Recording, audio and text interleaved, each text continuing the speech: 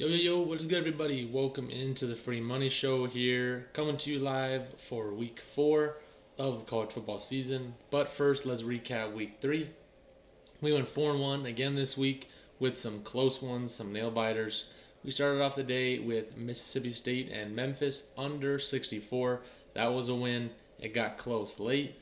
Mississippi State went for 2. Unfortunately for them, didn't get it, but fortunate for us, they did. So we cashed that under. Cincy minus 4.5. The Bearcats taking on Indiana. We're down early, struggled early, but the quarterback and the offense came through in the second half for a cover at minus 4.5. Fresno State plus 11.5. Pick number 3 won outright. That kid Jake Haener is a baller and definitely a name to keep an eye on in the future. Pick number 4, the only loss on the day was the Ohio State Buckeyes. Don't know why or how they struggled with Tulsa, but they did. Unfortunate that that was the loss for us. And then Michigan dominated Northern Illinois. Feel bad for them, but they got outplayed, outworked, outmanned. And Michigan may be back. They may be taking control of the Big Ten, but went 4-1 on the week. So that is a beautiful thing for us. And let's get into the show and the picks this week. So before we get into week 4 here, we are going to just start off with the balances one more time. Starting this show and this week, we are now plus 5.82 units after the 2.6 units we were up from week 3. So let's get into it. We got 5 plays here this week, per usual. Pick number 1, Colorado State and Iowa over 44.5. To start with the basics, CSU has scored at least 21 points in the 3 games they've played, and they averaged 21.5 on the year. So if we can get that from them again, be consistent, we should be sitting pretty. They allowed 33 points per game through the first 2, and then allowed 6 versus the Toledo team that kind of had a tough week the week prior versus Notre Dame. Now, Iowa averages 30.3 points per game, and that was versus top-level teams, including Iowa State. So they can't score, and they will score against this Colorado State team. We just need Colorado State to kind of pick up that pace, hopefully keep it close, and then we will be for sure in cashing that ticket through the window. Now, they average 5.2 yards per play on offense, and they average 209 yards rushing every game. 24th best in the nation. Todd Centillo for Colorado State, fairly mistake-free. Only has 1 fumble on the year, and we need that from him again on Saturday here. Turnovers, if we're going to get turnovers, they have to be in the Colorado State end. We don't want them getting down there and fumbling or throwing an interception, which will hurt the over. We just need points. Field goals, touchdowns, it don't matter. We need them. And Steve Addazio, the former Boston College head coach, is now the coach of Colorado State. Decent coach. He did okay for Boston College, getting a lot of 500 seasons, 7-6 with some bowl wins. But he would be keen to realize that Iowa is susceptible to the pass. So relying on Centillo should help Colorado State get on the board. And if we can get anywhere near that 21.5 that they average, we will be good to go. I think the Hawkeyes let it stay early. I think Colorado State's going to be a little scrappy, kind of close in proximity, so I think they're going to travel well. The fans are going to travel well, and I think that Iowa will allow some points and score, and we should hit that over 44.5 because they don't hit the over very much. So this is a chance for us to hit that over at 44.5. Okay, now our pick number 2, we're going to go with Notre Dame money line, taking on Wisconsin in Soldier Field in Illinois this weekend. A neutral site game going up against Wisconsin. Now, hand up, I will be the first to admit I was wrong about Jack Cohn. That kid can ball. Brian Kelly selected him, allowed him to come onto the team, and he is thriving right now. They're winning games here. Hey, it's not pretty, but they are getting the job done, and that's why I like them again here on Saturday. This is a road game for them technically, but I think it's going to end up being a home game. I think the fans are going to show out in Illinois, Soldier Field, big-time game, and Brian Kelly has a lot going on here. He can pass and be the record holder for most wins for Notre Dame. And then next week, it sets up a game with the Cincinnati Bearcats, his old team, who he left pretty dirty. He did him pretty shisty. Shout out Pooh. He did him a little shisty. But Cohn is also having a revenge game here. He led the Badgers to a 10-4 record in 2019. Took off the COVID year because he was healing from an injury, wouldn't get much playing time anyway, dealing with that. Decided to take the year off, and here he is now with the Fighting Irish. 828 yards, 8 touchdowns, and 2 interceptions for him. No, Notre Dame doesn't average too much on offense points-wise, 33.3 per game, but their defense is stout, allowing 26.7. And they're going up against a Wisconsin team that isn't known for the flashy offense and big-time scoring offense. Everyone who watches college football or has watched a Wisconsin game knows that they can run the ball for sure. That is their bread and butter. But Notre Dame does pretty well against that. So Wisconsin averages 56.5 rushes per game through all their offensive plays, and they average 263 yards rushing, 10th best in the country. Wisconsin doesn't score though.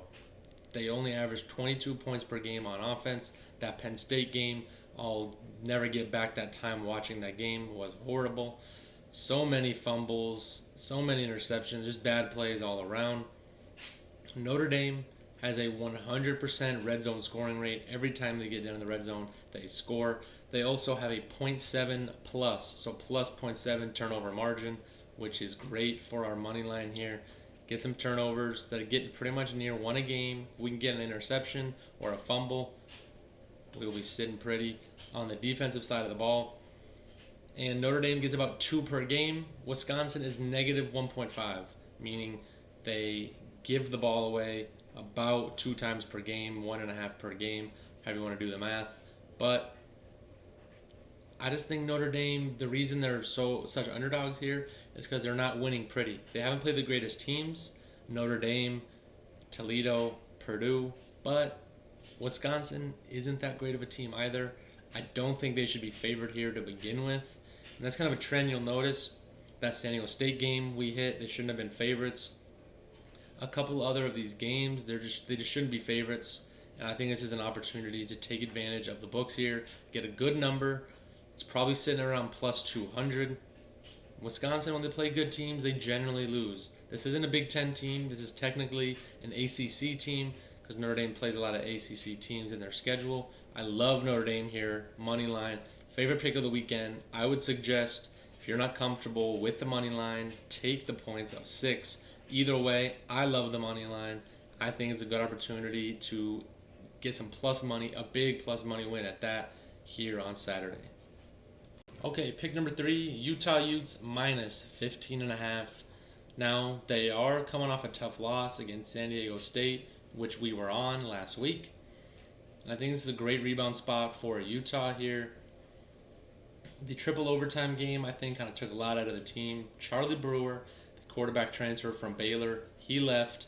Now Cameron Rising is in. He came in a little bit for that San Diego State game, and I think now this is his team. Everyone on the team knows that.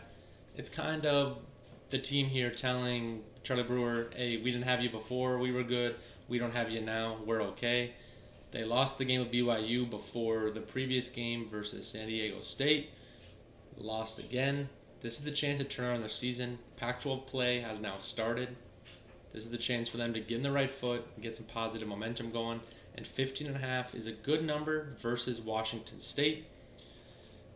I just think the team rallies here.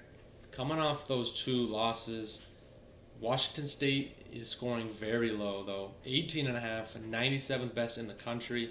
However, as I mentioned, Cameron Rising, the 4-star quarterback, originally committed to Texas.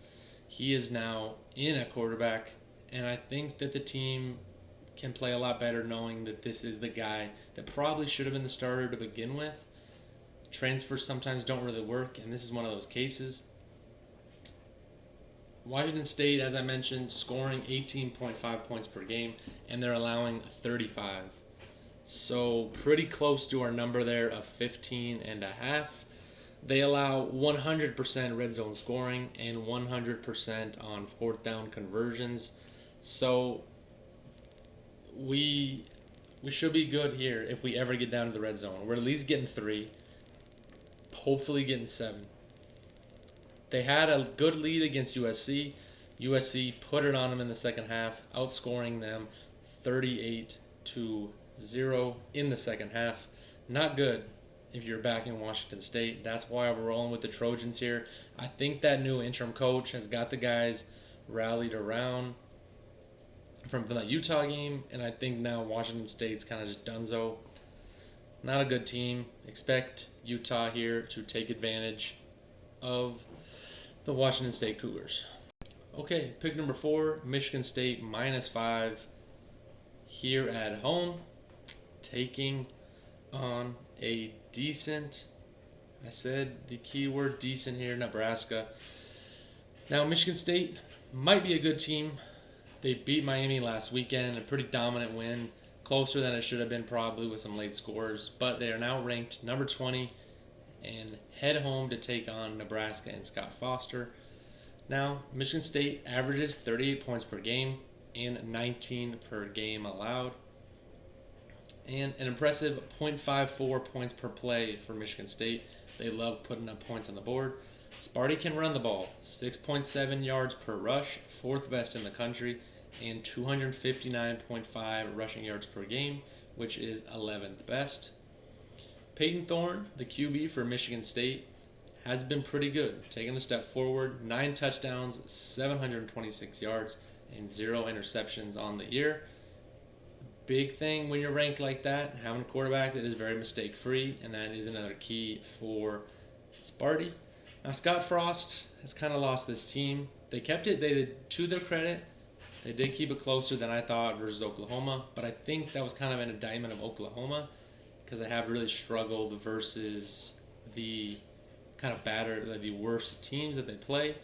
Now, Nebraska has done well on defense, allowing 18.7 points, but their 2 losses have come from Power 5 schools, and that's exactly what Michigan State is here. Neither time have they covered that 5-point spread, whether it was plus or minus, whatever side you look at it, they don't cover. Nebraska will struggle with run defense, and they allow near 200 yards on the ground. I think Michigan State will get more than that for sure. Now, Michigan State and the fans will be hyped. I think this is the first home game they've been ranked since going up against my Sun Devils back in 2019. So a chance to right the ship here and win a game, big game, probably the biggest in recent memory here. Shout out Tidman, though, and the Michigan State Spartans. And I can't trust Adrian Martinez. The kid stinks. So give me Michigan State, -5 here, taking on Nebraska and Scott Foster. Okay, now for pick number 5, we're going with South Carolina Gamecocks +5, -105. Now this one is a bit of a feel game. I don't really have numbers to support this. Just kind of using the old noggin upstairs here, relying on my best weapon. They are taking on the Kentucky Wildcats in South Carolina here. Now, I like the Gamecocks versus a good Kentucky Wildcats team. The Wildcats are 3-0, and I think some of the South Carolina stats are a bit misleading here. I like Shane Beamer. We'll start there. The coach for South Carolina, the son of the revered coach Frank Beamer. And this is his first big-time job. And this is the first home game for the South Carolina in SEC play under Beamer. This is the time to take a step forward. And I think 5 is that sweet spot right there to where that is a good number for us, a good cover for us. Last week versus Georgia, they did okay. Nothing great, but there were some positives. They kind of came back late, only lost 40-13. Now, we're going to need a better game from Doty, the quarterback for South Carolina. But the key here is getting pressure on the Kentucky quarterback, Will Levis. Now, he threw 2 interceptions last week, along with the fumble. This season, he has thrown 4 interceptions total, and Beamer needs to do whatever it takes to get pressure on Levis. Levis will not beat them if you pressure. Hey, I'm not a coach. I just know what I've seen. And if they do what I say, South Carolina has a great shot of winning this game, but I'm sticking with the +5. We're playing it safe because we got the Notre Dame money line already. Staying it safe. No numbers to really support this. I just know from what I've seen, Kentucky barely beat Chattanooga last week. They won by 5 against Chattanooga. I think South Carolina is far better than Chattanooga. I think they win the game, but stick with the +5 in South Carolina here, and that wraps up the 5th and final pick. Okay, guys, we got 5 picks here to wrap it up. Quick recap: Colorado State and Iowa over 44.5 points. I love Colorado State to score here. I aim to keep it close early, which will get the Hawkeyes to score in the second half. Pick number 2, Notre Dame money line. I don't like it. I love it. Give me Notre Dame money line, but if you guys want to take the +6, I would do that just the same if you're not as comfortable doing that money line and making sure you get that guaranteed win. Pick number 3, Utah -15.5, taking on Washington State. Love the Utes in this spot. They finally get a quarterback they can call their own. Cameron Rising starts at home, taking on a pretty bad Pac-12 team. Pick number 4, Sparty and Michigan State -4.5 at home, taking on a bad Nebraska team. Scott Foster, I think, has lost this team. Michigan State has a good quarterback, a good running game, solid defense, all things that are key to the -5 on the spread here. And then lastly, South Carolina +5, taking on Kentucky. Hey, if y'all want to sprinkle that money line a little bit, I feel it. But those are the 5 plays here for week 4. Like, comment, subscribe, share. 2 winning weeks in a row, 2 4-1 weeks in a row.